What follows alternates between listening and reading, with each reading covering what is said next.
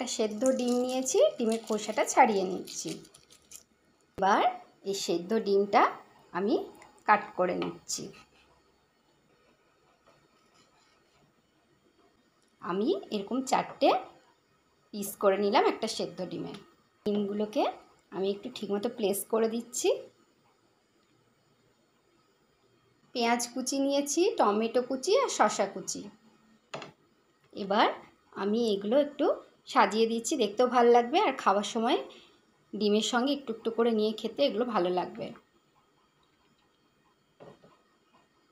Tomato কুচি দিলাম, এটাই পেঁয়াজ কুচি দিলাম, এদিকে শসা দিলাম।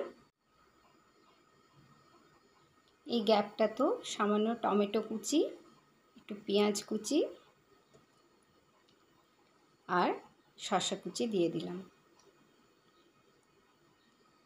সব কিছুর ওপর স্প্রিঙ্কেল করে দিচ্ছি সামান্য সাদা লবণ, স্প্রিঙ্কেল করছি সামান্য বিট লবণ, সামান্য চাট মশলা এর উপর দিয়ে দিচ্ছি। দিচ্ছি সামান্য লাল লঙ্কার গুঁড়ো,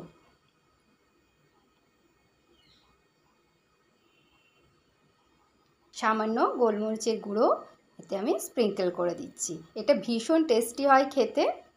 এক টুকরো পাতিলেবু নিয়েছি, রসটা যেরকম প্রয়োজন আমি সেই রকম দিচ্ছি, পুরোটা দিচ্ছি না। দেখুন একটা টেস্টি এবং হেলদি ডিমের স্যালাড তৈরি হয়ে গেল।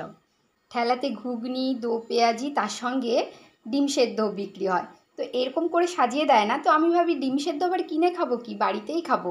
তো তাই ঠেলাতে ডিম সেদ্ধ কিনে না খেয়ে আমি বাড়িতেই ডিম সেদ্ধ করে এরকম স্যালাডের মতো বানিয়ে নিলাম।